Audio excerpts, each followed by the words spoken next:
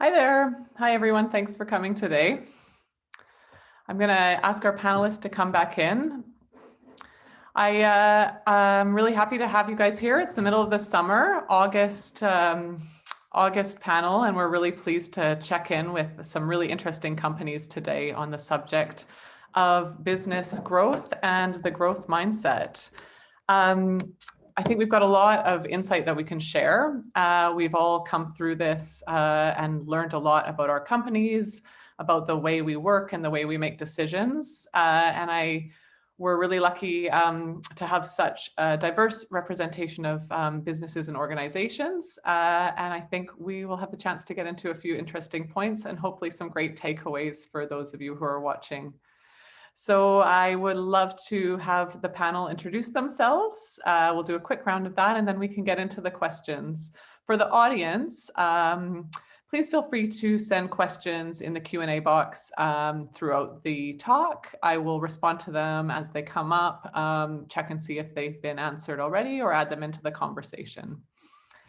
Thanks. Ray, would you like to start? Could you introduce yourself? Sure. My name is Ray Brougham. Thanks for having me on. I'm the president and founder of Rainhouse Manufacturing in Canada, and we've been in business in Victoria for over 20 years. Great, thanks. Kristy.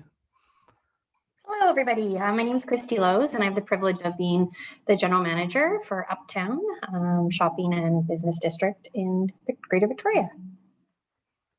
Wonderful, thanks so much. Giuseppe. Hi, I'm Giuseppe Pietraroia, and I'm the associate conductor for both Victoria Symphony and Pacific Opera, and it's great to be here. Wonderful, thanks so much. Now I've had the pleasure of speaking with Ray for a feature that we've got in the current issue of Douglas on called Strength to Strength on the topic of companies doing well through the pandemic and kind of how they captured and are working on with that growth. But I was wondering if the three of you could give me some insight into what has kind of gone well for you in the last 6 months. Giuseppe, would you be interested in starting? Sure. Well, I think the biggest thing was putting together a virtual season for us. So having our concerts broadcast online was one of the biggest takeaways of this whole past year.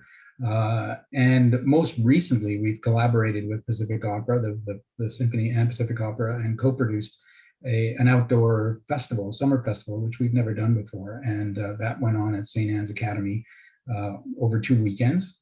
And it was the first time that we could have a small audience outdoors, and it was a great success. And people were just dying to hear live music again. And so it was all small chamber groups taken from the musicians of the Victoria Symphony. So it was a little bit different. It wasn't the full symphony and it wasn't a full opera. It was just singers singing with piano, but it was a great opportunity. And this past season also saw us being a little bit more experimental too in the choice of repertoire, because we were online. We could do certain things, just try different repertoire. And we used the organ at Christchurch Cathedral, and so all of those kind of, what, as they say, necessity is the mother of invention. So we kind of had to just find a different way around it, and I think those were all the positive takeaways. That's awesome. Yeah, necessity is definitely the mother of invention these days. Kristy, could you add to that? One of the decisions we made at Uptown very early on was to close down our Uptown Boulevard, which a portion of it we still have open for parking, but most of it we've closed to vehicular traffic and animated it and allowed for, in the beginning, we just wanted it to be a little bit more easy for people to walk on our sidewalks because they were so narrow. So the initiative in the beginning was to open the boulevard to allow for more pedestrian flow, but it's really actually allowed us to animate it and provide a lot of opportunities for our guests. I really love what you've done there. And I think I always go and see people enjoying that space a lot. Ray, how about yourself? Yeah, well, we're kind of a different animal because we're in the manufacturing side of things. So, I feel so bad about people with restaurants and all the challenges they've had, even, like places like Uptown. So for us, it was about COVID mitigation, mitigating the risk of having this run through our company. So we were very early adopters, and I think we're really good at it now. We have pretty weekly, we talk about the stats, what's going on, and what we need to do next. We're a tighter group, definitely because of this, because our social circle is quite different now. It's kind of the people you work with. So that was kind of interesting. We started a lean manufacturing process program here. So we're working together to be a more efficient company. And we've applied for some grants. We're successful. We're going to be a battery manufacturer. So that is, emerging technology that's exploding everywhere. So that's super positive for us. And then the last bit of good news I have just recently found out is we're going to be able to have our Rainhouse engineering showcase again. So the last time we did it at the Bayview car shop right beside the Roundhouse. And we've just talked to the Bayview people and a few of our sponsors, and it's going to be amazing. We're going to have probably 12 engineering teams from UVic, and I think St. Margaret's School might attend, and a Fix-It Robot team. So, for us, we're adapting, and I think the new reality is this is going to go on for years. So we have to learn how to adjust. And I think we're working on that, and of course we're going to have some setbacks, but so far, touch wood, it's been pretty good. Well, you're all speaking to, and with this event that you've added into bringing people together and to places where we interact and connect. And it's great to hear that, although we're in this new reality, we're pulling back things that we used to do and that everyone enjoys doing. What are your biggest takeaways from the challenges posed by the pandemic? And that's a big question, so maybe one or two, just really strong takeaways that you've walked away that have changed, kind of game changers for the way you're working in the capacity that you're working. Ray, do you want to start this one? I can. Yeah, for us, our biggest takeaways or our biggest issues were supply chain. So we've learned to adapt to that. It's constant attention to that detail, which used to be not an issue at all. So it made us a lot more careful in that area. And the other part is keeping people informed on our team about what's going on in and around our industry. Great. Kristy, what about you? Yeah, to me, it was, I think everybody can attest to this is unprecedented. We've never had anything like this happen. So for me, it was the human component. So my staff and how they were interpreting things and how they were, nervous about coming to work and was it okay? And I think Ray mentioned it was the team ourselves we became our own friends and our own family in that time. And then how my tenants reacted. So we have government tenants, we have retail tenants. When it initially all started, there was no CECRA and bailout for anybody. So everybody was coming to the landlord asking, what are you going to do for me? Having to shut down, not knowing like if you're a little mom and pop shop, what to do. So to me, it was really the human component. And it was very interesting to see how things developed and arose. There was definitely ebbs and flows with, some people would be very angry, then some people would be kind of in denial. And that really did carry on throughout, even to today. I can attest to there's a lot of that, which I'm sure everybody has seen. A lot more reasons for people to be anxious these days. Yeah. It's hard to reconcile, and especially in the game that you're in. Yeah. What about yourself, Giuseppe? Some of those things might ring similar, some might be different. Well, first of all, being able to, and I'm going to use the word that's been used a lot, but pivot, being able to change because things kept changing, rules kept changing. We thought we'd start the season with maybe a few people in an audience that we could have, and then we realized, no, we can't do that. And then we had to, rethink our repertoire, rethink what we were going to do. So that, but I'd like to elaborate a little bit on the human component. And one thing was how much we missed having an audience, and how much that connection to an audience and the connection with the audience.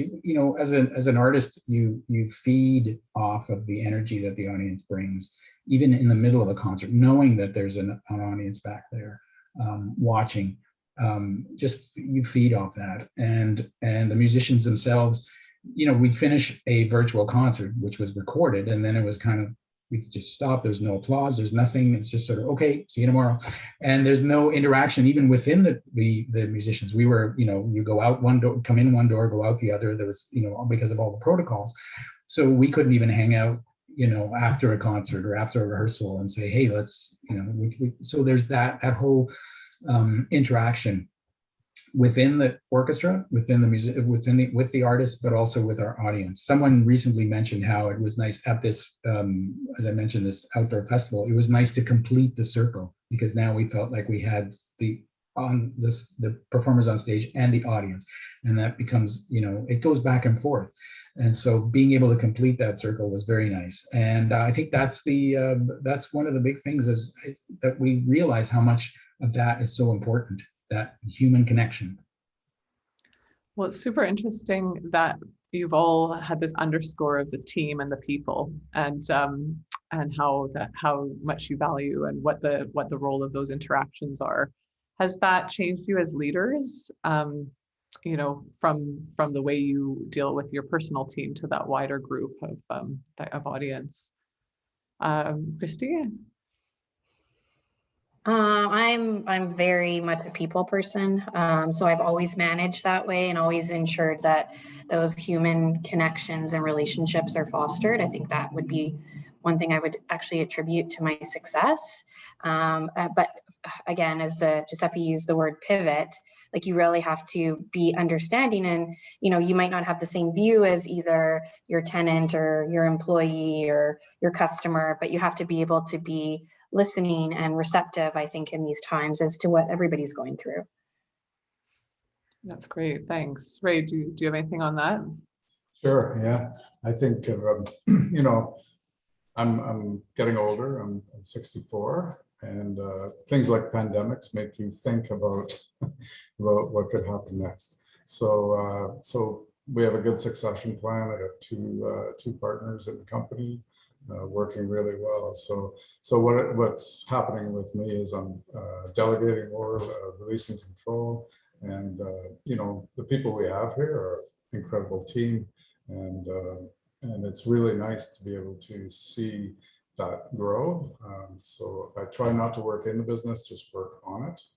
And it's partially because of this, right? Because you think, wow, how much time am I going to be on this planet? What's going to happen next week? And so it's been a real eye opener for me. Well, that's cool, that perspective and the trust as well. Giuseppe, anything else? Yeah, just that sure. It makes you realize things can change from day to day, and you just have to be cognizant of that. And we also building on different relationships, because this pandemic has made us have to work with other community leaders, other videographers, and maybe that we weren't used to having to work with. But it also brought out the best, and just we all kind of focused in on what had to be done, and we built on new relationships as well. So I guess that's a positive side of it. But it's that the not knowing is what's around the corner, as sort of opened our eyes, I think. And I was wondering what you, when you go back through it, what triggers the switch, or what triggered the switch from, uh-oh, we're in trouble, to like, let's find a solution? How do you go from that crisis management to active growth through solutions? Giuseppe? Yeah, I think for us, it was both at the opera and at the symphony, it was a matter of we had outstanding contracts. We had people that depended on us, artists, and it was about keeping people employed. It was about trying to keep our audience connected to us and giving back to them and continuing to stay connected. So it went from, okay, we know what we can't do, so now let's focus on what we can do and be able to continue to connect with our audience. And mostly it was keeping people employed, keeping the musicians of the orchestra employed, keeping artists who there are many singers in particular, because at the beginning they all thought it was that we could transmit this in the air and through aerosols, and so singers were not able to perform at all, and so some of them have not performed for over a year, and that's a lot of time to be away from your profession. So it was a matter of finding a way to keep that connection to the people that depend on us. Yeah, it's a big sense of responsibility and probably a lot that drive. Kristy, what about yourself? Yeah, we were in a fortunate situation for two reasons. Given the outdoor environment, we were still able to operate and had a lot of non-essential services that were still able to open, but we also had essential services. So it actually worked in our benefit, because we were able to solicit to some of the businesses that might not have been able to come to Uptown and hopefully with the incubation of them to be able to become a permanent long-term tenant. So we actually saw our lease rates vacancy rates increase. Vacancy rates decrease and leasing increase during the pandemic, just due to the nature of what we were offering. So a combination of those essential services with some of the big box that we have. And then we augmented that with, local retailers such as like an interior designer that wanted to open a home store. So it was a great opportunity for a lot of people that wanted to get into the retail market to be able to do so. Can I ask, did those people come to you? Did you seek them out? I mean, it's wonderful to hear that. And there's a lot out in the changing face of retail. So how did you a combination of both, I would say. Some areas are desirable to us that we didn't really have in our category mix. So we would go out and seek those folks. And then others either were cold called us or were recommended to us by fellow retailers. Or within our organization, they would be recommended to us. Well, that's super interesting. Ray, what about you, that shift from we're in trouble, which maybe you didn't really feel because I know you've had a strong year to let's find a solution. Yeah, I have to sort of reach back about 20 years and think about when I started the company, about those types of things. So I could say we were pretty well prepared. At the beginning, we jumped in right away and collected all our N95s and P100s and gave them away because we had a good stock of them. We got involved with UVic making face masks, and we built door pulls so you didn't have to touch door handles. We built a mask decontamination unit for decontaminating N95 masks when there was short supply, and then we built a machine for I think it was Vancouver Coastal Health. We built a machine to test the masks once they started becoming available. So just being a mature company helps because you're always facing some challenge. And this was a big one, but we're kind of used to dealing with whatever comes our way. So that's us. So it sounds like you've got this kind of all-in attitude, which maybe grows from years of confidence, which is awesome in a crisis situation. Maybe Ray's a good person to be near in a crisis situation. It kind of leads to my next question, Ray, and I'll ask you to start. How do you personally embrace and stay in that positive growth mindset? Well, that's super easy. I love what I do, and I think I try and focus on things that enrich life, and those are reflected in several ways, right? That you're healthy, you feel well, you're happy, you're good to go to work. So as far as that goes, I think those are all indicators that everybody should look at. I've always had the philosophy that you're going to work a lot of your life, so you might as well enjoy it. And that's why I'm still working today. I have to be retired. But it's fun, and we're starting a whole new business out of this. So we're going to be a battery manufacturer. Never did that before. So I think you have to embrace change that way. If you look at it as a negative thing, then you reap what you sow.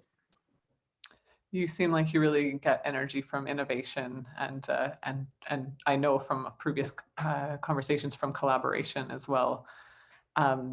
So it's nice to kind of see the growth in that framework. Kristy, what about yourself? How do you, you said you're a people person. You obviously also get energy from from working with people, making those connections and stuff. How do you stay in that mindset of yeah, it's funny when you forward? Yeah, it's funny. Sorry to interrupt you. When you sent this question, the first thing came to my mind is how much wine I drank during the first month of the pandemic.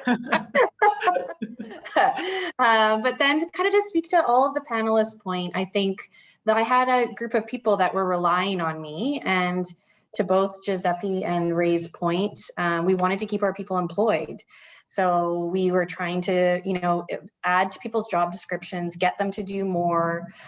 There was some people that we did have to lay off. And then just to be really creative, like we started a little walking club amongst our team, like just getting outside and having some mental health awareness and check-ins with people to make sure that, everybody was doing okay, and just listening, I think, was a big one. So yeah. Great. Well, that sounds pretty easy. Yeah. And lots of wine, lots of wine. And the wine. We've all seen those stats of the pandemic. It seems to be regardless of the sector, not sector specific. Giuseppe, how about yourself? I think just like Ray, I do love what I do, and I love my job. And I'll be honest, at the beginning it was scary because I thought, well, I may not be doing this for the next who knows how many years. We may not be able to. So it was difficult at first, but then I think surrounding myself or being surrounded by people who are also forward thinkers and positive, you feed off that, and that's sort of a, you find strength in your colleagues and in your friends, and you start to think, okay, here's the reality. Now let's move forward, and how can we do this? So I think that's what kept me going, and then thinking about it's trying to think ways out of a problem that keep your mind working, and then you find the way. Did you guys find you had that kind of that brainstorming process with your colleagues, or were there anyone in particular that were helpful in keeping that moving? In our case, both at the opera and the symphony, it was a team effort. There's sort of an artistic team. There's our music director, our artistic director, and then our CEOs, respective CEOs of both organizations. And you sit down and say, okay, here's, and then you'd have someone who would say, okay, here are the protocols. This is what we can do. Here's how, and then you just start throwing ideas out there, and then you come with a list of things that are possible, and you start checking off, okay, this is possible, this isn't, okay, scratch that out, what do we do, let's try this, let's do that. And basically you're in a way you're reinventing the wheel, because we're doing things that we don't know, or we don't know, are they going to work? We've never had to, we've never done any filming or anything like that. What are the challenges of that? But you just, you surround yourself with people who know that aspect, and they bring their expertise, and then you just sort of feed off each other, and the ball starts rolling. Well, it sounds like you have a good atmosphere for asking questions and trial and error. Kristy or Ray, would you like to add anything to that? No? Sure. I'll go on. Ray, thanks. Okay. Just something I wanted to mention was that, during the height of the pandemic, our revenues doubled. Our business was not going in the same direction as others. And one of the big things we came to was we got to get more efficient. And so we started looking at lean manufacturing, and we've implemented that. We have a consultant working with us now to make sure we stay on track with that program. And one of the things that an early sort of win was we figured out we needed to automate. So we're going to automate one of our machining centers, and that'll happen. I guess it'll be running in January. It takes quite a while. It's about a $300,000 project, but so that was one of the big things for us, is because we didn't really increase staff a whole lot, and there was all kinds of challenges with supply chain. We had to learn how to do things differently, and we are. So that was a positive thing. Well, and you've kind of just been starting to answer my next question, but were there any aha moments through the pandemic where it pushed a hidden problem to the surface and sparked a new learning or awareness? Maybe Ray, we'll start with you as you're speaking. Yeah, well, I guess I just answered that question in a way. Just generally. Yeah. And I know you've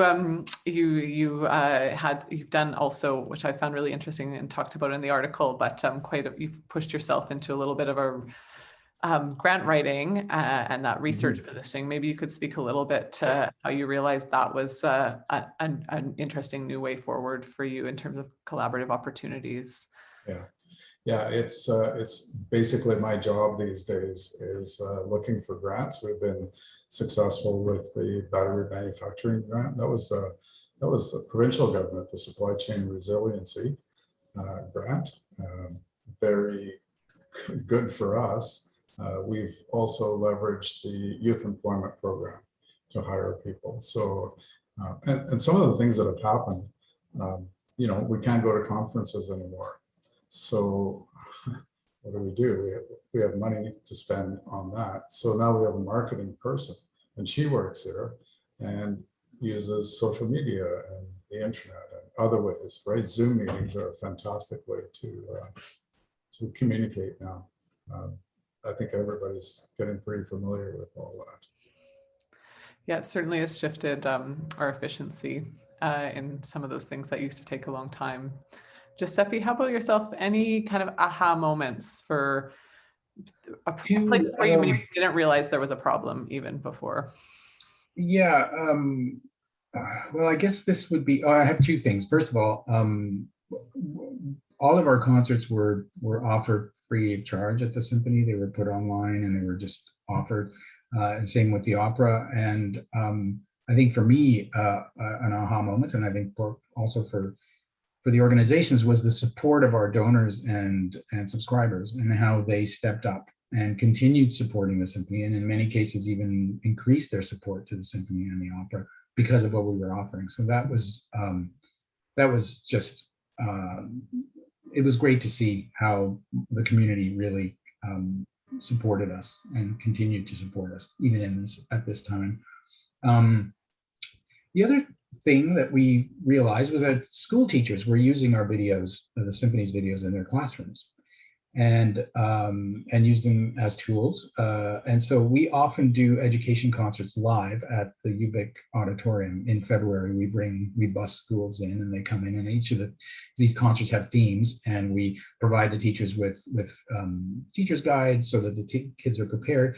And so when we realized the teachers were using these videos, we thought, well, we should make some videos specific to education. And so we put together a teacher's guide. We put in these little packaged videos with the musicians doing an interview at the beginning, talking about their instruments, talking about how these particular instruments or how their particular part fits into this piece of music. And then we recorded the music, and then the teachers were able to access these videos and have their students watch them and use them as teaching tools. So it was one of these things where we thought, wow, it really does, you know, this could be a really great opportunity to go outside of even Victoria and use these videos, produce videos like this for the future.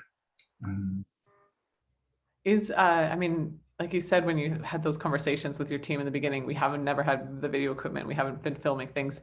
So is filming now kind of here to stay for a part and parcel for your performances, or how do you see it in the future?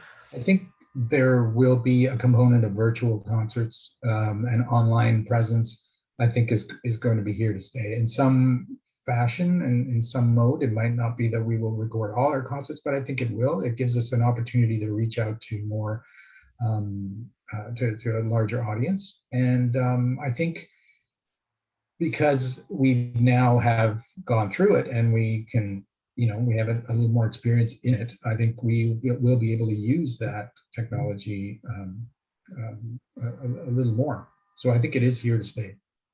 Well, it's incredible to think about the reach of expanding that young audience, and you know, tapping into so many people as they grow. So that's a pretty cool find, exciting. Kristy, what about yourself? Aha moments around hidden problems and what you learned or became aware of? Yeah, mine's a little bit different, I think, than what everybody else has mentioned. My aha moments are coming fast and furious right now, and how people are adapting to now being out again in the general public, either coming back to work within an office setting or a customer, what the level of expectations are, how people's social anxiety is coming into play, and then trying to figure out what people are comfortable with respect to either if you're planning an event, or for us, like Santa visits, and or our office tenants trying to figure out, what they need. So the aha moment for me is trying to, again, pivot now that we are looking at reopening and what that really, again, looks like, keeping now into mind that we have a new variant that's coming into place, which I think is making people feel really uncomfortable again. So that's my aha moment. Is not what I hear is people aren't necessarily nervous about getting COVID. It's more of the social anxiety going back into a group that is more of like outside of your bubble, or people that you've been with before, what that looks like. So just trying to navigate that as a property manager. Yeah, well, you're really on the kind of on the front lines, aren't you, of Yeah. that terrain? And is there anything you see that's working, or that you think is going to become a bigger thing for? Yeah, and I think you touch upon this a little bit later on, but for us, it's really the open air setting, giving people space to be able to socialize outside. Even given like all of the amazing things that we have here with patio tables for our restaurants, but also what I've seen downtown. I think that is important for our restaurants to be able to succeed, as well as to provide people a good, safe, social outdoor setting in whatever ways that looks like. So I guess, yeah, that was my next question, which is great. Great. So if there's anything else you want to add on to that, but I was going to ask, is there an example of a new way of doing things that came out of the pandemic, something you're proud of and that you'd like to stick around? So would you say that's one of them, or is? Yes, and I would suggest, not to toot my own horn because I don't like to do that, but we were one of the only shopping centers like within the province, and the company that we work for, Shape, which has properties on the Lower Mainland as well, that still invested into marketing dollars. So our investors were supportive of us going out there and, like I mentioned earlier, painting the boulevard and, spending money on things. We have an ice rink that we were hoping to put up last year, we'll put up this year. So spending money on new things that are going to bring guests to the property and in order for them to feel safe. So doing things again outside, just re-looking at rejigging. We were a very big event-based marketing company business. And then obviously that shifted when you couldn't have any events. So it's how do you reimagine yourself, invite guests and feel in order for them to feel safe. So I would say the investment into the marketing and what we were able to do at the property was very important to us and definitely set us apart. Well, that's really interesting because I hear a lot about people putting pause on some of their marketing activity, not being able to forward plan being a big part of that, the uncertainty being a big part of it. So you did things like the skating rink, you still went ahead with, even though it didn't maybe come through for last year, but we did, yeah, we did everything and continue to. That's great, yeah, and I'm sure it will benefit all of the owners of the retail outlets in Uptown a lot. Yes. Ray, what about you? Do you have an example of something new and a new way of doing things that came out of the pandemic? I'd also be really interested from both of you, maybe before you answer that question, what your stance on marketing was, if you can kind of had a similar experience to continuing on marketing, or what role that might have played. Okay, well, I'll start with the marketing question. I think I mentioned before we hired a marketing person just recently. We've never had that before. So we reallocated budget from traveling to conferences to have a resource right here. And I think looking back, that's probably a much more productive way to go. So that's something I want to keep for sure. The other part is the other part of the question, I think, has to do with something I'm very passionate about is manufacturing local and collaboration, things like that. And what I'm seeing is that there's kind of a new energy around this. Next week, I'm going to be talking, 2 weeks from now, I'll be talking to somebody about reshoring from the United States, so manufacturing of some battery packs. So it's not only Asia, right? And I think it relates to if you're a Canadian company, you want to build things in Canada, and it relates to the whole supply chain, how difficult it is to get things moving. So I think this is a great opportunity to increase manufacturing, in BC. to be able to work together to do that, because there's a lot of small companies here, but you're way bigger if you can collaborate with others. And we had a real success with that through the pandemic with Non-Animal Foundries. We did a D&D contract with them. It was a $3.6 million contract. And the only way we could do it is if we work together. So I'd like to see more of that. I think that's the way that we're going to increase our local economy in a positive way. Manufacturing has a good chance, right? Because we didn't really slow down. So our biggest challenge is supply chain, but this is a chance for us to kind of regroup and form, I belong to the Association of BC Marine Industries as a very good example of an organization that's only been afloat for 4 years. And there's probably 300 companies involved in that, all related to the marine industry, which I'm sure you all know is huge. It's growing in this area. We've got Point Hope shipyards. I think they're going to put in a dry dock. We've got C-SPAN busy for the next foreseeable future, building ships for the Canadian government. So lots and lots of opportunity for growth. Well, I almost think that might be a great topic for a future roundtable or a feature, that local manufacturing and the progress being made. So I'll tack that one on the wall for later. Thanks. Giuseppe, how about yourself? Both, I guess, to the marketing question, which if you've got anything there, and then the new ways of doing things. Sure. Well, we have a whole marketing team at both organizations, and so they had to take on a new sort of way of getting the information out, because we didn't have our regular season was no longer happening. So all of the brochure photos and all of that for the season that was supposed to happen had to be repurposed and used in other ways. But it was about getting the word out through all of our social media platforms. So I think the marketing team again had to switch gears, and I think they did an excellent job at getting all that out.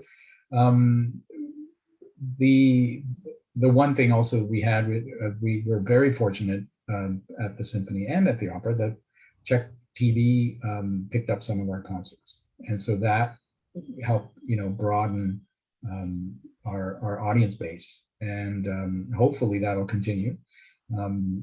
Get it out to other more remote areas of the province, people who maybe wouldn't be able to come to Victoria or see a concert, or so that was a great partnership. And I think we mentioned the virtual season, kind of the virtual idea remaining, and I think it will, and I think that will also help with broadening our audience base.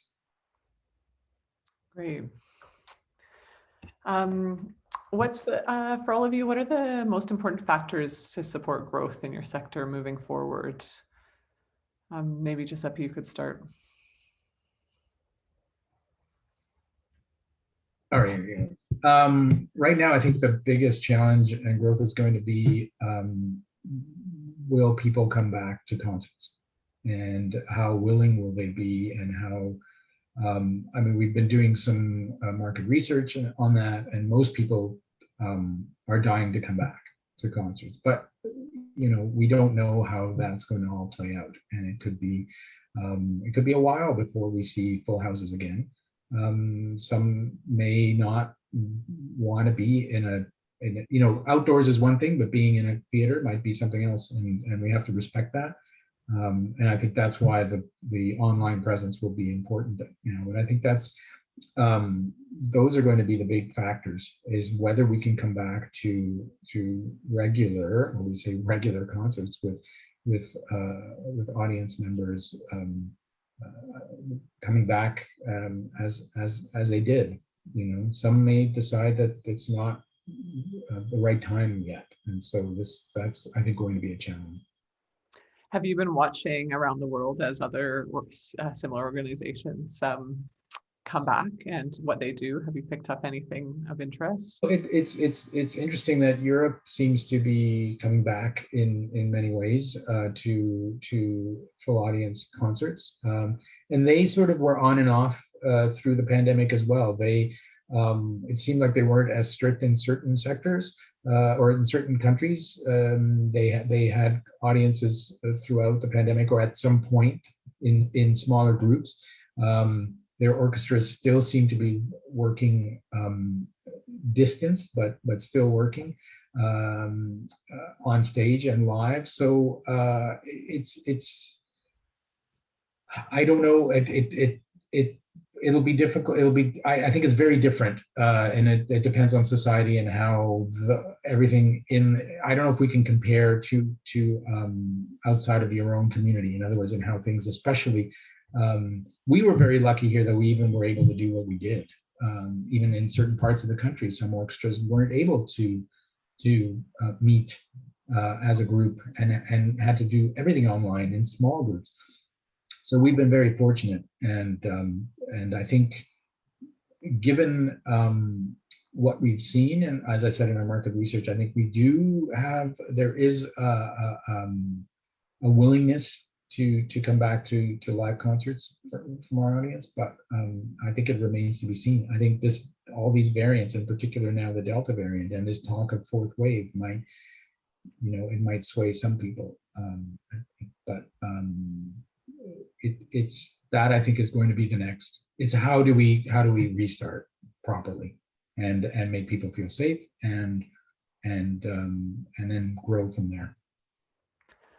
Well, you can count me down. I'm keen to come and see some concerts live. I really miss the buzz of a crowd and an audience. I love it. Kristy, what about Uptown? What are the most important factors to support growth moving forward? Yes. So we are, I'm sure everybody can attest to, in a really bad spot with our labor market right now. So the shortage of employees, in particular for retail, restaurants, front of house, back of house, given that a lot of people were on the CERB program, there's a reluctancy to come back, even within like our getting a custodial group, to be able to clean offices has been really challenging for our contractor. So I think being able to adapt with as far as like what the wage goes, like looking at it from, provincial level, should we be upping minimum wage once again? How does a business, translate into making that work for them economically? There's a big thing all around that, I would suggest. And knowing how to navigate those next steps is going to be really important to the business world as a whole. Absolutely. And you kind of talked about, that you guys are on the front lines of trying some of the tactics with people management and those bigger numbers of people that you guys are naturally seeing. So yes. Yeah, and one more point to add to that, I know a lot of our restaurateurs have gone to offshore hiring programs.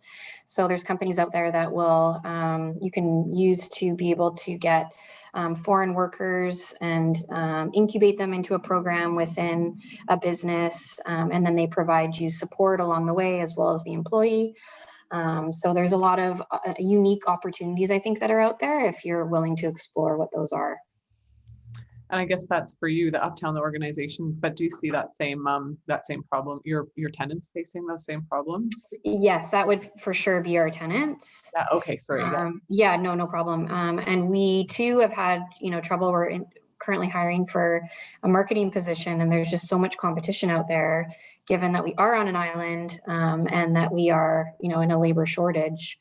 Whoever is the, highest dollar in a lot of senses really does win. So it's tough out there. Yeah, I read about that in, that's facing so many different sectors globally as well. Ray, how about you? What are some of the most important factors to support growth moving forward? Yeah, I think there's two things to consider: short-term and long-term. So on the short term, because we're in a K-type recovery, I think we're on the upside of that. We have to invest, we have to do R&D, and we have to collaborate. So those three things are pretty key. And what would support that is some kind of economic stimulus. So I think those are, probably the most important factors in the short term, because somebody's got to pay the way out of this pandemic. So companies have to become profitable so they can pay taxes and get us out of this mess. But long term, I think we have to look at, especially for my industry, manufacturing has not been touted as something glamorous and fantastic. And it really is, like manufacturing has big infrastructure. It's going to be here for a long time. More and more becoming automated. So a more interesting place to be. So I think we have to reach out to kids and give them that option. I cannot tell you how many times I've had young people come through here and their eyes are bulging. I didn't even know this was possible here. So I think that possibility will make it so that, we'll have a long-term sort of strategy for feeding this industry. And I think that's it. Great. I guess we're kind of reaching the end of the hour, and I thank you guys so much for all the insight you've shared. I wonder if you could do just a quick round and tell me, what my last question was, what are the opportunities you see in your sector? But maybe you could just tell me one opportunity that's kind of like you're excited about in the next year. All right. Yeah, well, the apple cart's been upset. So that changes everything. It changes the whole game. We have to do things a whole different way now. And I think it gives you an opportunity to reset and think about how we're going to go forward. Like if I want to go to a concert, I'm going to feel way better about it now because I've had a lot of training on hand washing and social distancing and wearing masks. And I think we're prepared for that now. And we'll be able to do, go back to normalcy in some sense, just with a whole new set of rules. Great. Kristy, what about you? Oh, goodness. There's a lot of opportunity, I would suggest. The first thing that comes to my mind is all of the residential development within the city, Greater Victoria, downtown, for us building in a residential tower. So hopefully by adding more density to the island, we'll be able to get some of the retail that we are very sorely missing, that just doesn't come because of our population numbers and income levels. So that would be, I think, hopefully in the next 5 to 10 years, we might see some differences there. Great. Yeah, that's a really interesting one. Also another potential future topic for Yes. the table. Giuseppe, what about yourself? Yeah, I think for us, it's going to be, I keep coming back to the online presence and virtual concerts. I think seeing how far we can take that, and in order to expand our reach, and also to see maybe collaborating with videographers and seeing how different, what we can create with an online presence rather than just presenting a concert, but maybe there are other creative things we can do with that. So I think those are all opportunities that are exciting. Well, it leaves people a lot to think about. And as you know, I've got a few ideas for content for the future. So thank you again to all of you. I know really different areas that you're speaking to, but I think it was great to hear the contrast and then see the similarities in a lot of the things you've been thinking about and that you've tackled in the last year and a half and are going to be shifting and shaping what you do moving forward. So thanks again, and thanks to everyone who joined us. Thanks, Carla. Bye. Thank you. Thank you. Thanks.